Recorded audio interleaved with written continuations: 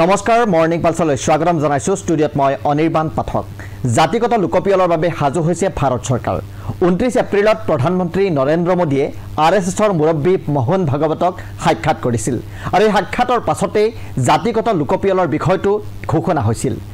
ইয়াৰ পাছতে এনে এক চৰ্চা চলিছে যে বৰ্তমানৰ ৰাজনৈতিক সমীকৰণৰ হেঁচাত সংঘয়ো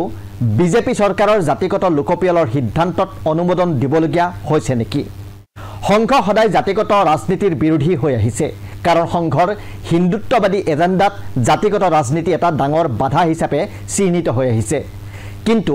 এটা মন্দিৰ এটা কুৱা বা এটা দাসস্থলীৰ পোষকতা কৰা ৰাষ্ট্ৰীয় স্বয়ংসেৱক সংঘই এতিয়া নিজৰ স্থিতি সলনি কৰিবলৈ বাধ্য হৈছে নেকি ৰাজহুৱাভাৱে সংঘ বা বিজেপিয়ে কেতিয়াও জাতিগত লোকপিয়লৰ বিষয়টোৰ বিৰোধিতা কৰা নাই কিন্তু সামাজিক সম্প্ৰীতিৰ বাবে সকলো জাতিৰ ঐক্যৰ কথা সদায় কৈ আহিছে সংঘই কিন্তু বৰ্তমানৰ পৰিৱৰ্তিত ৰাজনৈতিক পৰিস্থিতিত জাতিগত লোকপিয়ল চলোৱাৰ সিদ্ধান্তত উপনীত হোৱাত যেন সৰ্বাধিক ভূমিকা গ্ৰহণ কৰিছে লোকসভাৰ নিৰ্বাচন 2024ৰ ফলাফলে বিহাৰৰ বিধানসভা নিৰ্বাচনৰ দিন চমু চাপি আহিছে আৰু যদি বিহাৰ বিধানসভাৰ দিন চমু চাপি নাহিলেহেঁতেন তেন্তে হয়তো বিজেপি চৰকাৰে জাতিগত লোকপিয়ল চলোৱাৰ ক্ষেত্ৰত কোনো খৰখেদা নকৰিলেহেঁতেন আৰু সেইটো বিজেপিয়ে এনে এটা অৱস্থাত কৰিবলৈ বাধ্য হৈছে যেতিয়া সমগ্ৰ দেশে সন্ত্ৰাসবাদীৰ বিৰুদ্ধে চূড়ান্ত ব্যৱস্থাৰ বাবে অপেক্ষা কৰি আছে আৰএছএছে সামাজিক সম্প্ৰীতি অভিযানৰ অধীনত হিন্দু সমাজখনক একত্ৰিত কৰাৰ বাবে অহৰহ কাম কৰি আহিছে সংঘৰ হিন্দুত্ববাদী এজেন্ডাৰে সমাজত যি প্ৰভাৱ নপৰক কিয় কিন্তু সদায় জাতিৰ ভিত্তিত সমাজৰ বৈষম্য আৰু বিভাজনৰ বিৰোধী হৈ আহিছে আৰএছএছ সংঘই জানে যে জাতি সম্পূৰ্ণৰূপে নিষেধ কৰাটো সম্ভৱ নহয় কিন্তু সংঘই জাতিৰ আধাৰত সমাজত নতুন দেৱাল নিৰ্মাণ হোৱাটো নিবিচাৰে অৱশ্যে সংঘই কেতিয়াও জাতিগত লোকপিয়লৰ মুকলিকৈ বিৰোধিতা কৰা নাই কিন্তু ইয়াৰ সমৰ্থনটো থিয় কেতিয়াও দিয়া দেখা যোৱা নাই আৰএছএছৰ মুখ্য মুখপাত্ৰ সুনীল আম্বেকাৰে বহু আগতেই কৈছিল যে জাতি সম্পৰ্কীয় বিষয়সমূহ স্পৰ্শকাতৰ আৰু জাতীয় ঐক্য আৰু অখণ্ডতাৰ বাবে অতি গুৰুত্বপূৰ্ণ তেওঁ কৈছিল যে এই কাম নিৰ্বাচনী বা ৰাজনৈতিক ভিত্তিত নহয় সংবেদনশীলতাৰে চম্ভালিব লাগে যেতিয়া জাতিগত লোকপিয়লৰ দাবীয়ে গতি লাভ কৰিছিল তেতিয়া আৰএছএছৰ মুখপাত্ৰই স্পষ্ট কৰিছিল যে জাতিগত তথ্য সংগ্ৰহ কৰাত সংঘৰ কোনো আপত্তি নাই কিন্তু সেয়া জাতিসমূহৰ কল্যাণৰ বাবে হ'ব লাগে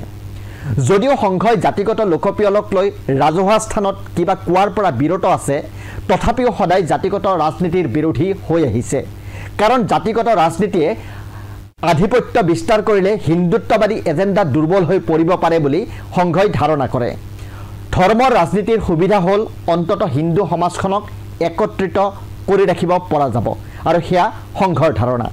কিন্তু এতিয়া পৰিৱেশ পৰিস্থিতি সলনি হৈছে এতিয়া জাতিগত লোকপিয়লৰ সমান্তৰালকৈ উত্থাপিত হৈছে সংৰক্ষণৰ বিষয়টোও 2015 চনত যেতিয়া বিহাৰত নিৰ্বাচনী পৰিৱেশ তুংগত আছিল তেতিয়া আৰএছএছৰ মুখপাত্ৰ পাঞ্চজন্য আৰু অৰ্গেনাইজাৰত মোহন ভাগৱতৰ এটা সাক্ষাৎকাৰ প্ৰকাশ পাইছিল সাক্ষাৎকাৰত মোহন ভাগৱতে কৈছিল যে সংৰক্ষণৰ পুনৰীক্ষণৰ প্ৰয়োজনীয়তা আছে সংৰক্ষণৰ সুবিধা কোনে পাব লাগে আৰু কিমান দিনৰ বাবে পাব লাগে সেইটো চাব পৰা এখন কমিটি গঠন কৰাৰো পোষকতা কৰিছিল তেতিয়া নীতিশ কুমাৰৰ সৈতে নিৰ্বাচনত একেলগে প্ৰতিদ্বন্দ্বিতা কৰা লালু প্ৰসাদ যাদৱে সংঘৰ মুৰব্বীগৰাকীৰ এই বক্তব্যক এটা ইস্যু হিচাপে তুলি ধৰিছিল তেওঁ কৈছিল যে সংঘই সংৰক্ষণৰ অন্ত পেলাব বিচাৰিছে সেই নিৰ্বাচনত বিজেপিয়ে পৰাজয়ৰ সন্মুখীন হ'বলগীয়া হৈছিল সংঘৰ মুৰব্বীৰ সেই বক্তব্যও পৰাজয়ৰ অন্যতম কাৰণ হিচাপে বিবেচিত হৈছিল এতিয়া বিহাৰ নিৰ্বাচন আকৌ আহিছে বিজেপি আৰএছএছে কেতিয়াও নিবিচাৰিব 2015 চনৰ সেই ঘটনাৰ পুনৰাবৃত্তি হোৱাটো এতিয়া প্ৰশ্ন উত্থাপিত হৈছে যে জাতিগত ৰাজনীতিত সংঘৰ হিন্দুত্ববাদী এজেন্ডাৰ ভৱিষ্যত কি হ'ব ধন্যবাদ